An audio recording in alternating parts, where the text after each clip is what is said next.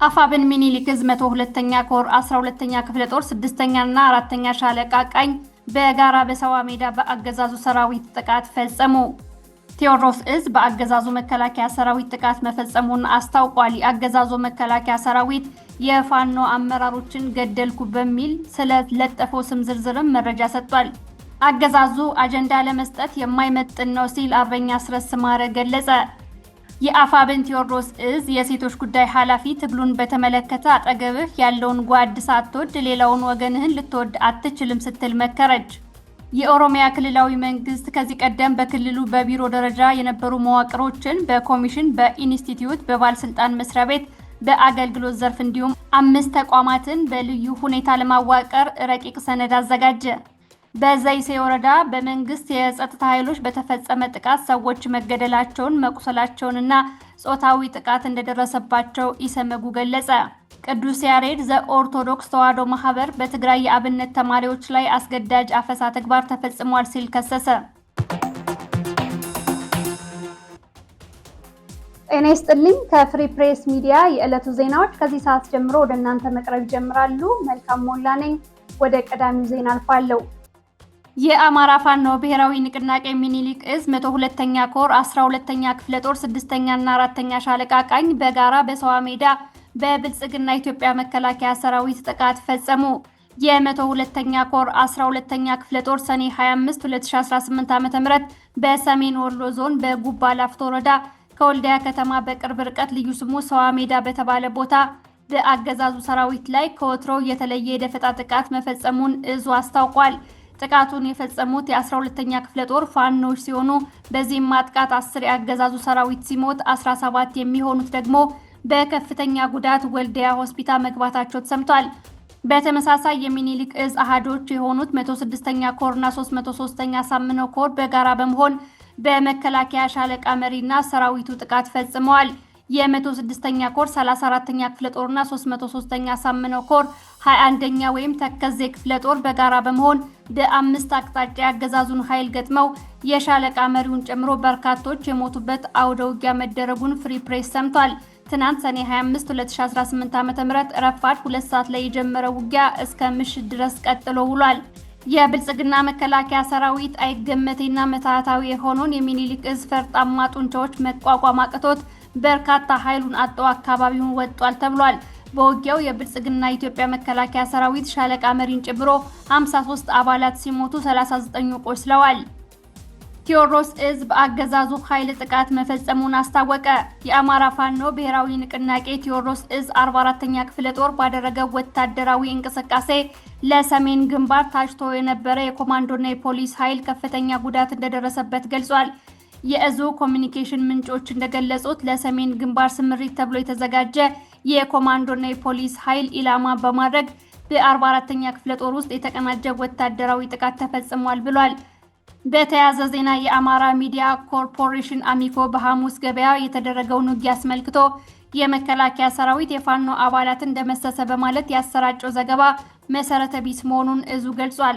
ሚዲያው ተሰውቷል በማለት በስም የዘረዘራቸው እናወቀ ደሴ፣ አሳየ ደሴና መንግስቴ የተባሉ የቴዎድሮስ ዕዝ የፋኖ አባላት በአሁኑ ሰዓት ሙሉ በሙሉ በህይወትና በሰላም እንደሚገኙ ገልጿል። በሌላ መረጃ በቅንባባ በኩል ወደ ባህር ዳር የተሸኙት የመንግስት ታጣቂዎች ሚሊሻዎች ቁጥር 17 ብቻ መሆኑን የገለጸው ዕዙ ቀደም ሲል ከፋኖ አስተላለፍ የወጡ ወይም የከዱ ግለሰቦችን በተመለከተም ቁጥራቸው በቀላሉ ሊሰላ የሚችልና በትግሉ ላይ የሚያመጣው ምንም አይነት ተጽዕኖ እንደሌለ ዕዙ በላከልን መረጃ አሳውቋል። አገዛዙ አጀንዳ ለመስጠት የማይመጥን ነው ሲል አርበኛ አስረስ ማረ ገለጸ። የአፋብን ቃል አቀባይ ትናንት ሲዘዋወር ስለነበረው የህገ መንግስት ለውጥ አጀንዳ በሰጠው አስተያየት ብልጽግና የህገ መንግስት መለወጥን የግድ የሚያደርጉ ትልልቅ አጀንዳዎችን ለምክክር ኮሚሽኑ እንዳስያዘ ሲወራ እየሰማን ነው ብሏል። ጉዳዩ እውነት ይሁንም አይሁን አገዛዙ አጀንዳ ለመስጠትም ጭምር የማይመጥን መሆኑ መታወቅ አለበት ሲል ገልጿል። አሸባሪዎቹ እኛንን ብሎ በኢሃዲግነቱ የሰራው ኃጢያት እንዲሰረይለት የጠየቀው ጠቅላይ ሚኒስትር በህዝብ ላይ ይፋዊ ጦርነት ማወጁን ስናስብ እግዚአብሔር ይመስገን እንጂ ሌላ ምን ይባላል የተባለለት የባህር በር ጉዳይ እንደ ጉም መስነኑን ስናስተውል ትበለጽጋል የተባለ ህዝብ በደም ጎርፍ መታጠቡን ስንመለከት የሰላም ኖቤል የተሸለመው መሪ የቀጠናዊ ቀውስ አባት ሲሆን እያየን የወሰንና ድንበር ኮሚሽን የተቋቋመለት የክልሎች የእርስ በርስ ግንኙነት በኮሚሽኑ መክሰም መቋጨቱን ተመልክተን ብሔራዊ መግባባትን ይፈጥራል የተባለው የእርቀ ሰላም ኮሚሽን ፈርሶ ሀገሩ የወቅቱን ከባዱን የእርስ በርስ ጦርነት ያለማቋረጥ እየተካሄደ ባለበት ሁኔታ ይህንን ያገዛዙን አጀንዳ የሚያምን ፖለቲከኛ ያለ አይመስለኝም። ይሁን እንጂ ብልጽግና የተባሉትን ግዙፍ አጀንዳዎች የማስፈጸም ፖለቲካዊ አቋምም ሆነ አቅም ባይኖረውም በመሰል ጉዳዮች ራሱን እያታለለ የሚቆየውን ነሆለሊ ቃደንዝዞ የተለመደው ተግባሩን ለማከናወን ይመቸው ይሆናል ብሏል አርበኛ አስረስ ማረ። የንጉስ ተክለ ሃይማኖት ሻለቃ የአማራ ፋኖ የትግል ጅማሮ 3ኛ ዓመት የምስረታ በዓል አከበረ። የህልውና ትግሉ የጀመረበት 3ኛ ዓመትን አስመልክቶ አፋብን ቴዎድሮስ እዝ 206ኛ ኮር 14ኛ ክፍለ ጦር ስር የሚገኘው ንጉስ ተክለ ሃይማኖት ሻለቃ የትግሉን ጽናትና የጀግኖችን ወኔ በሚያሳይ ሁኔታ በደማቅ ሁኔታ አክብሬያለሁ ብሏል። የአማራ ህዝብ የነጻነት ተስፋና የአብራኩ ክፋይ የሆነውን የአማራ ፋኖ ትግል ከ3 ዓመት በፊት የጀመረው የቆራጥነት ጉዞ የንጉስ ተክለ ሃይማኖት ሻለቃ አባላት፣ የሻለቃ አመራሮች፣ የህዝባዊ መንግስት አመራሮችና የትግሉ አርበኞች በተገኙበት በታላቅ ድምቀት ተዘክሯል። መርሃ ግብሩ የተጀመረው ለህዝብ ነጻነት ሲሉ ህይወታቸውን የገበሩትን የጀግኖች ስም በክብር በማስታወስ ነው። በህሊና ጸሎት የታጀበው ይህ አፍታ የትግሉን ዋጋና የሰማዕታትን አደራ በአባላቱ ልቦና ውስጥ ያቀጣጠለ ነው ተብሏል። በመድረኩ ላይ የተገኙት የሻለቃዋ የቀድሞ አባላትና አመራሮች ባስተላለፉት መልእክት የህልውና ትግሉ ትናንት የጀመረ ዛሬ የቀጠለና ነገ በድል የሚቋጭ የጋራ አደራ መሆኑን አጽንኦት ሰጥተዋል። ከኛ የሚጠበቀው የአባቶቻችንን ጀግንነት በተግባር ማሳየት ብቻ ነው ያሉት አመራሮቹ የንጉስ ተክለ ሃይማኖት ልጆች ከቶንም የማይበገሩ በአገዛዙ የማይደፈሩ መሆናቸውን በድጋሚ አረጋግጠዋል ተብሏል። በዝግጅቱ 50 አለቃ ስማቸው አገዛዙ በታሰበውና ባልታሰበው ስፍራ ሁሉ የቀመሰ ክንዳችንን ጣዕም ያጣጥማል፣ ያንን የሚያስፈራ ከግርማ ሞገስ ጋር የተዋሃደ ጀግንነታችን ለደጀን ህዝባችን ማሳየት የዘወትር ተግባራችን ነው ብሏል። የአፋብን ቴዎድሮስ እዝ የሴቶች ጉዳይ ኃላፊ ትግሉን በተመለከተ አጠገብህ ያለውን ጓድ ሳትወድ ሌላውን ወገንን ልትወድ አትችልም ስትል መከረች። አርበኛ አዲስ ዋለልኝ እንኳን ህይወቱን ሊሰጥ የወጣ ታጋይ ይቅርና በየትኛውም ሁኔታ ውስጥ ያለን የራስ ወገን ከባንዳ ውጭ መዝለፍና ጥሎ ለማለፍ መሞከር ተገቢ አይደለም ስትል ገልጻለች። ሁሉም ሰው በተቻለው አቅም ትኩረቱን አገዛዙ ላይ ማድረግ ይገባ ነበር። አሁን እንደምናየው ግን ሆን ተብሎ ታጋዮችን የመጎተት ስራ እየተሰራ ነው ብላለች። በእኛ በታጋዮች ችግር ቢፈጠር እንኳን አንድ ድርጅት ውስጥ ስላለን በውስጥ ተነጋግረን ችግራችንን መፍታት እንችላለን። እስካሁን ብዙዎቻችን እያደረግን ያለነውም ይሄን ነው እንጂ ሲያጠፋ ብናጠፋ ትግላችን እዚህ አይደርስም። የትግሉ ደጋፊ የሆኑ ሚዲያዎችና ግለሰቦች ለትግል በሚጠቅም መልኩ ሁሉንም አመራር በኩል መመልከትና ለትግሉ የሚጠቅም ነገር ማስተላለፍ እንጂ አንዱን አመራር አደንቃለሁ ሲሉ ቆይተው አንዱን ደግሞ እየናቁ በአደባባይ ወጥቶ አመራርና አባል የሚሳደብ እሱ የትግል ደጋፊ ሳይሆን የትግሉ አጥፊና ያገዛዙ ልሳን ነው ብላለች አዲስ። በመቀጠልም ይህንን የሚደግፍ የጓዶቹን መዘለፍ የሚያበረታታ የድርጅታችን አመራርም ሆነ አባል ትግሉን እየገደለው እንጂ እያሻገረው አይደለም ብላለች። የገዛ ጓዱ እንዲሰደብና እንዲዘመትበት የሚያደርግ ግለሰብ አይደለም። ፋኖን ራሱን መምራት አይችልም። ዓላማውም አገዛዙን ማሸነፍ ሳይሆን የግል ጥቅሙን ማሳለጥ ነው። ይህንን የሚያደርግ ግለሰብ በዚህ አጉል ተግባሩ ከአመራር እስከ አባል እርስ በርስ እንዲጠራጠርና እንዲጋጭ ከዚያም ድርጅት እንዲፈርስ የሚፈልግ ትግል አፍራሽ አካሄድ ነው። የትግሉ ደጋፊ የሆናችሁ ወገኖቻችን አጠቃላይ ስለ ትግሉ መስተካከል ያለበት ነገር ሲኖር አግባብ ባለው ለአገዛዙ በር በማይከፍት መልኩ እያሳያችሁ ለታጋዩ አቅምና ሞራል ልትሆኑ ይገባል ያለችው አርበኛ አዲስ ዋለልኝ ናት። ትግሉ እንዲያልቅና ህዝብ እንዲያርፍ ከፈለጋችሁ ከሰፈርተኝነት ውጡ። ሰፈርተኝነትና ጥላቻ የሚዘሩትን አውግዙ። ለኔ ማርቆስ ያለው ጠላትና አዲስ ቅዳም ያለው ጠላት እኩል ጠላቴ ነው። በየትኛውም አካባቢ ያለ የፋኖ ድክመት የኔም ድክመት ነው። በየትኛውም አካባቢ ያለ ድልም የኔ ነው ብዬ ነው ማምን። ከዚህ ውጭ የሆነ የሰፈርተኝነት አስተሳሰብ ጨለምተኝነት ነው። በጊዜ ኃይል ሊባል ይገባል። አይደለም አማራን ገና ኢትዮጵያን ነፃ እናደርጋለን ብለን እየታገልን በሰፈር ማሰብ ከኛ አይጠበቅም። ልብ በሉ፣ መሬት ላይ ሰራዊቱ በጀግንነታቸው የሚመሰክርላቸው፣ በምግባራቸው ሁሉም ያጨበጨበላቸው፣ ህዝብ የሚወዳቸው የትግል ምሰሶ የሆኑ ትላልቅ አመራሮች ሚዲያ ላይ በተልኮ ማንም አልፎ ሀያጅ ሲዘልፋቸውና ሲያንቋሽሻቸው ማየት ሊቆጨን ይገባል። ክብር ለሚገባው ክብር እንስጥ፣ ማረፍ ያለበትን እረፍ እንበል። ሳናበረታታቸው እንዳዋከብናቸው ከውጭ ጠላት ይልቅ በውስጥ ሽኩቻ ክንዳቸው እንደዛለ ብዙ የወደቁ ጀግኖች አሉና ከስተታችን እንታረም ስትል የአማራ ፋኖ ብሔራዊ ንቅናቄ ቴዎድሮስ እዝ የሴቶች ጉዳይ ኃላፊ አይን አዲስ ዋለልኝ መልእክቷን በማህበራዊ ሚዲያ አስተላልፋለች። የኦሮሚያ ክልላዊ መንግስት ከዚህ ቀደም በክልሉ በቢሮ ደረጃ የነበሩ መዋቅሮችን በኮሚሽን፣ በኢንስቲትዩት፣ በባለስልጣን መስሪያ ቤት፣ በአገልግሎት ዘርፍ እንዲሁም 5 ተቋማትን በልዩ ሁኔታ ለማዋቀር ረቂቅ ሰነድ አዘጋጀ።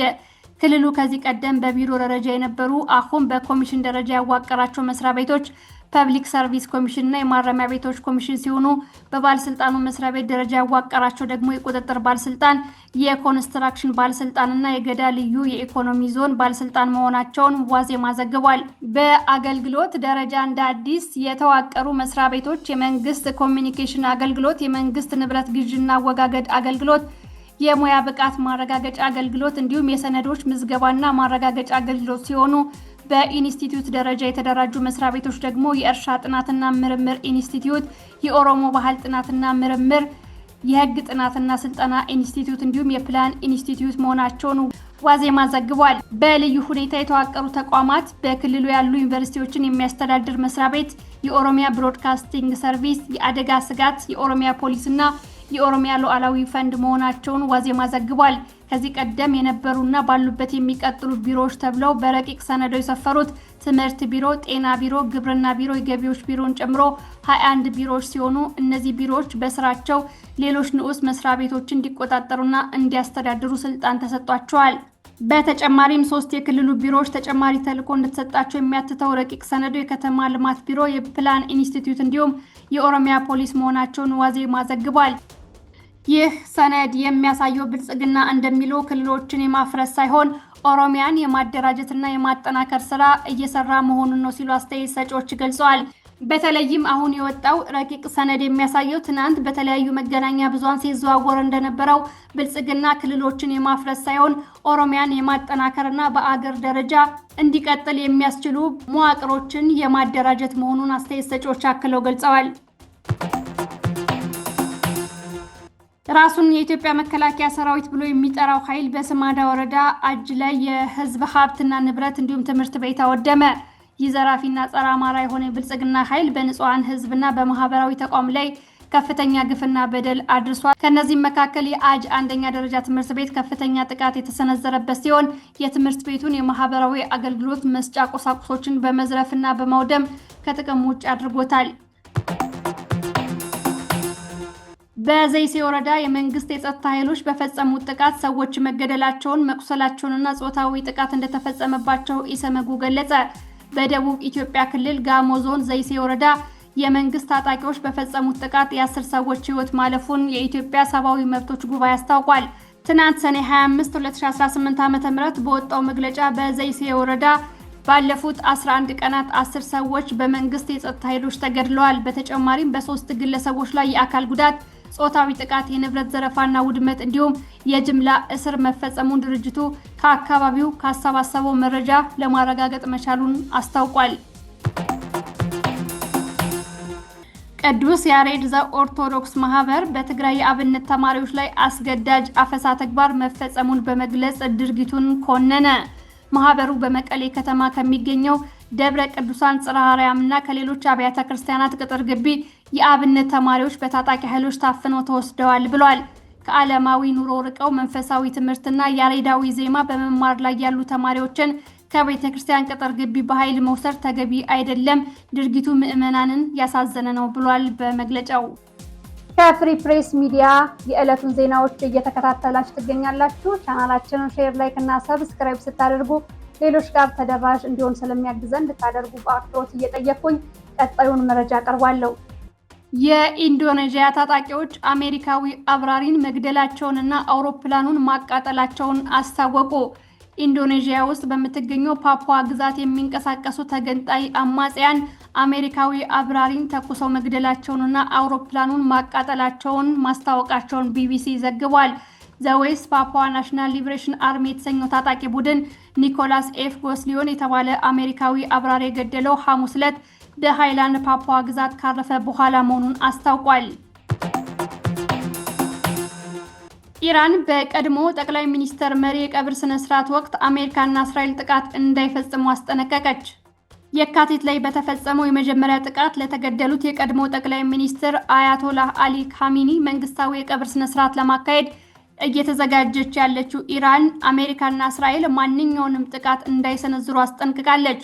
የቀድሞ ጠቅላይ መሪ የቀብር ስነ ስርዓት ከሐሙስ እስከ ቅዳሜ ድረስ በኢራንና ኢራቅ ውስጥ በተለያዩ ስፍራዎች እንዲካሄድ ዝግጅት እየተደረገ ነው። በተለያዩ ደረጃዎች ያሉ የበርካታ ሀገራት ባለስልጣናትም በስነ ስርዓቱ ላይ ለመታደም ወደ ቴህራን እንደሚጓዙ አስታውቀዋል። ቻይና፣ ፓኪስታን፣ ህንድና ኳታር ባለስልጣኖቻቸውን ከሚልኩት ሀገራት መካከል ተጠቅሰዋል። ለቀብር ስነ ስርዓት ወደ ኢራን ለሚመጡ 2000 የአፍጋኒስታን ዜጎች ቪዛ እንድትሰጠም ቢቢሲ ፐርሺያ ምንጮችን ጠቅሶ ዘግቧል። ይህ ዝግጅት እየተካሄደ ባለበት ወቅት ሀታም አሊ አንቢያ በመባል የሚታወቀው የኢራን ጦር ሰራዊት ማዕከላዊ ማዘዣ የማስጠንቀቂያ መግለጫ ማውጣቱን ሮይተርስ የዜና ወኪል ዘግቧል። ዋና አዛዡ አሊ አብዶላ በመንግስት መገናኛ ብዙሃን በተላለፈ መግለጫቸው የኢራን ጠላቶች በተለይም አሜሪካና ጽዮናውያን ስርዓት እስራኤል ከማንኛውም የተሳሳተ ስሌት እንዲወጡ አስጠንቅቀዋል። ዘገባው የቢቢሲ ነው።